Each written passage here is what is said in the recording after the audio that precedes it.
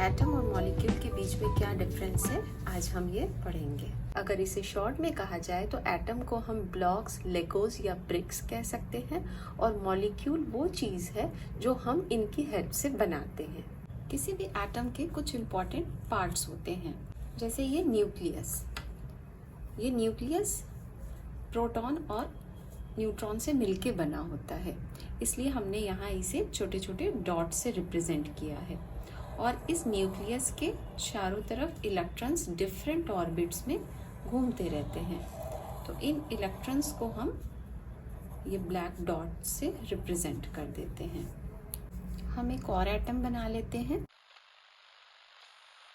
और ये ऑर्बिट हो गई जिसमें कि इलेक्ट्रॉन मूव कर रहा है।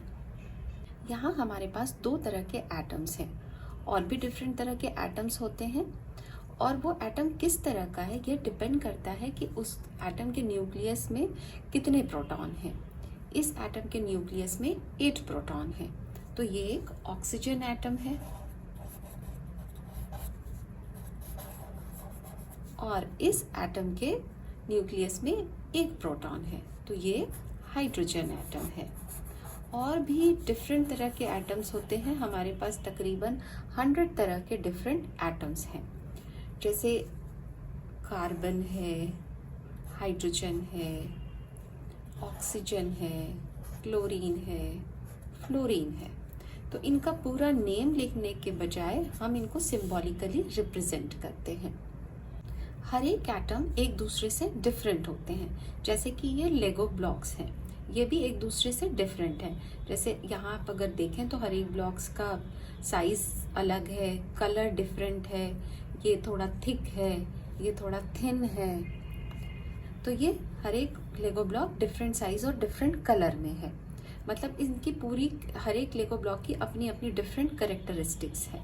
उसी तरह यहाँ पर हर एक एटम की भी अपनी डिफरेंट कैरेक्टरिस्टिक्स है।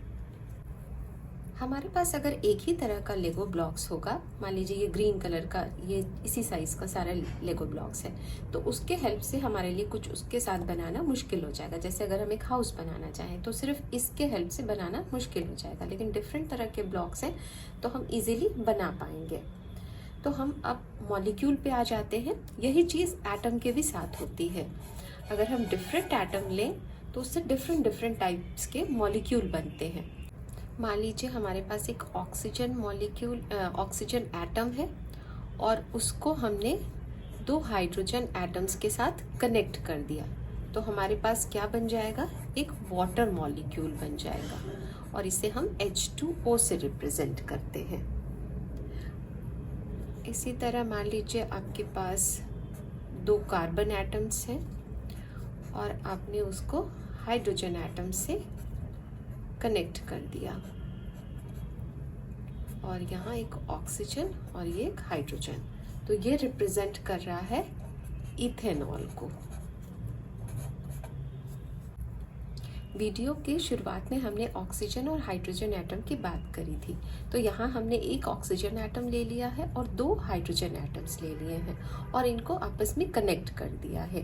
कनेक्ट करने का मतलब है ये इलेक्ट्रॉन्स अपने यहाँ पे शेयर कर रहे हैं और कोवेलेंट बॉन्ड बन रहा है। अगर आप कोवेलेंट बॉन्ड नहीं भी जानते हैं तो कोई बात नहीं है, आप ये समझ लें कि इलेक्ट्रॉन्स यहाँ पे शेयर करके ये एक दूसरे से कनेक्टेड है। तो हमें क्या मिल गया है, ये वाटर मॉलिक्यूल मिल गया है। ये इसी तरह हुआ है जैसे डिफरेंट लेगो ब्लॉक्स मिल करके ये लेगो हाउस बना है। तो यहाँ पॉइंट ये है कि एक मॉलिक्यूल डिफरेंट इंडिविजुअल एटम के कनेक्ट होने से बनता है और ये लेगो हाउस डिफरेंट इंडिविजुअल लेगो ब्लॉक्स के कनेक्ट होने से बना है।